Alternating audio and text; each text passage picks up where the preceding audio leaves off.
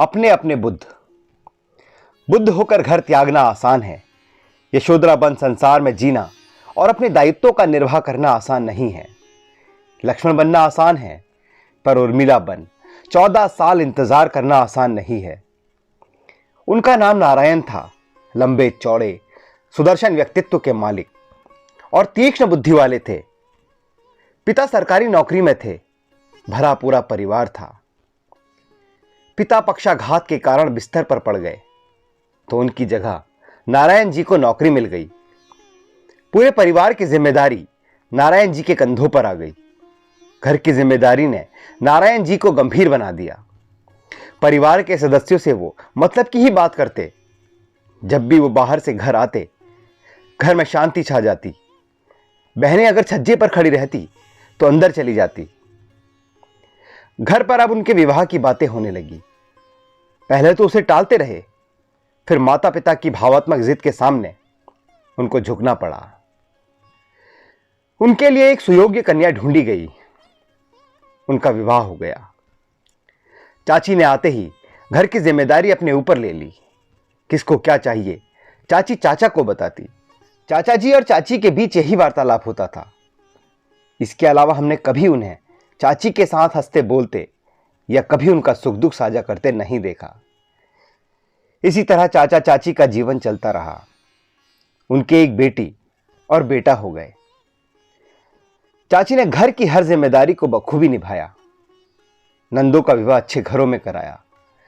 वो अपने ससुराल में सुखी थी। नारायण चाचा धीरे धीरे घर वालों से दूर होते चले गए। एक अदृश्य सी दीवार उन्होंने अपने और घर वालों के बीच बना ली, जिसके पार क्या है कोई नहीं देख सका। अपने बच्चों को भी उन्होंने कभी गोद नहीं उठाया। बच्चे भी चाचा जी के पास कम ही जाते थे। जो भी आवश्यकता होती मां को ही बताते। चाची ने ही मां बाप दोनों का फर्ज निभाया। एक दिन चाचा जी लौट कर नहीं आए। लोग कहते हैं कि वो बाबा बन गए। बहुत ढूंढा गया पर उनका पता नहीं चला। अब परिवार की सारी जिम्मेदारी चाची जी पर आ गई। आर्थिक रूप से भी चाचा जी के जाने के बाद उन्हें उनकी जगह नौकरी और सरकारी लाभ के लिए 7 साल इंतजार करना था, क्योंकि 7 साल तक व्यक्ति के वापस न आने पर सरकार व्यक्ति को मृत मानती है। जिंदगी तो नहीं रुकती। उन्होंने घर पर रहकर सिलाई का काम करना और बच्चों को पढ़ाना शुरू कर दिया।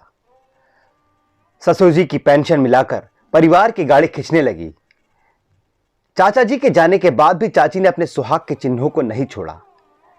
चाची को देख सास ससुर को अपने बेटे के लौटने की आस बनी रही। चाची सास ससुर के लिए बेटा, नंदों के लिए एक भाई और अपने बच्चों के लिए मां और बाप दोनों बन गई। बच्चों की उन्होंने अच्छी शिक्षा दीक्षा की और उन्हें अपने पैरों पर खड़े होने योग्य बनाया। सास ससुर भी समय के साथ दिवंगत हो गए। चाची ने कभी अपना श्रृंगार नहीं छोड़ा, क्योंकि चाचा जी की कभी कोई खबर ही नहीं आई। चाची आज भी अपने नंदों और अपने बच्चों के लिए पूर्ण रूप से खड़ी रहती है, बिना किसी गिले शिकवे के। माथे में बड़ी सी बिंदी व मांग में भरे लाल सिंदूर के साथ अपने बुद्ध के इंतजार में।